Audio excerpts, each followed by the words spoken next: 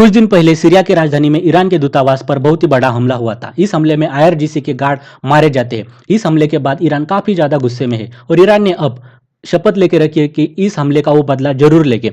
और अमेरिका ने भी इसराइल को चेताया कि जो ईरान है वो आज नहीं तो कल इसराइल पे एक बड़ा हमला कर सकता है। अब इसी श्रेणी में हम कह सकते हैं कि एक पहला स्टेप कहीं ना कहीं ईरान की तरफ से लिया है। ईरान ने अब इजरायली बिलियनियर का एक जो शिप था इसको अब सीज कर लिया है। और एक घटना कहाँ हुई तो ये स्ट्रेट ऑफ हार्मुज के पास हुई है। स्ट्रेट ऑफ हार्मुज ईरान के पास पर्शियन गल्फ जो है उसके पास ही आता है। और अब कहीं ना कहीं एक बड़ा खतरा भी यहाँ पे एक छाया है कि जो ईरान है वो स्ट्रेट ऑफ हार्मुज को भी कहीं ना कहीं जो है वो क्लोज कर सकता है, उसके मन में आया तो। अगर ऐसा होता है तो देखिए इसका जो परिणाम है वो पूरे जगत पे हो जाएगा, क्योंकि ग्लोबल सप्लाई चेन डिसरप्ट हो सकती है, ऑयल के प्राइसेस भी बढ़ सकते हैं और इसका परिणाम जो भारत पर भी हो सकता है।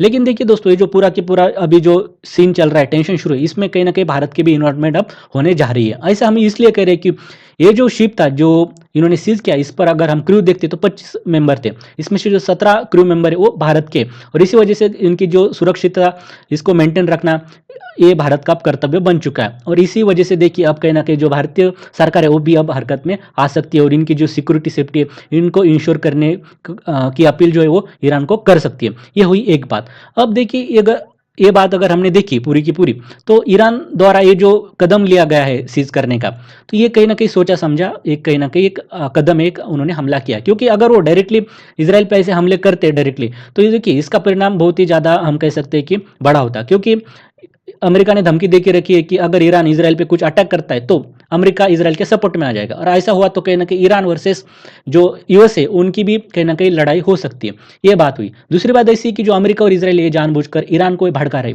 ऐसा क्यों कर रहे हैं? देखिए अमेरिका और इसराइल की कुछ इंटरेस्ट है, क्योंकि जो ईरान है वो परमाणु कार्यक्रम कर रहा है, वो अपना न्यूक्लियर कैपेबिलिटी हासिल करना चाहता है। और अमेरिका एक तरीके से चाहता है कि, और इसराइल भी और सऊदी भी चाहता है कि जो ईरान है इसको जो न्यूक्लियर प्रोग्राम है उसका सक्सेसफुल ना हो जाए।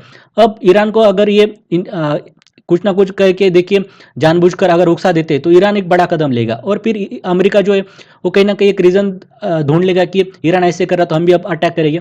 और देखिए अगर अमेरिका ईरान के ऊपर अगर अटैक करता है तो ज़्यादातर ज़्यादा इनकी जो न्यूक्लियर फैसिलिटी है इनको ही टारगेट करेगा और जो न्यूक्लियर प्रोग्राम है उसको तबाह करेगा। और ईरान भी ये अच्छी तरीके से जानता है, और इसीलिए जो ईरान है वो भी अब कैलकुलेटेड जो रिस्पॉन्स दे रहा है। लेकिन देखिए इसका जो परिणाम है वो अमेरिका को भी भुगतना पड़ रहा है, क्योंकि जो उनका शेयर मार्केट है इस सारी घटना के वजह से जो देखिए वो जो है वो नीचे जा रहा है। ऐसा ये यहाँ पर जो पॉलिटिक्स में शेप ले रहा है। खैर, आपकी क्या राय इस टॉपिक में बारे में, और भारत का रुख क्या चाहिए इस पूरे घटना के ऊपर, तो इसका जवाब आप कमेंट सेक्शन में आपका क्या ओपिनियन है ये बताइए। बहुत बहुत धन्यवाद।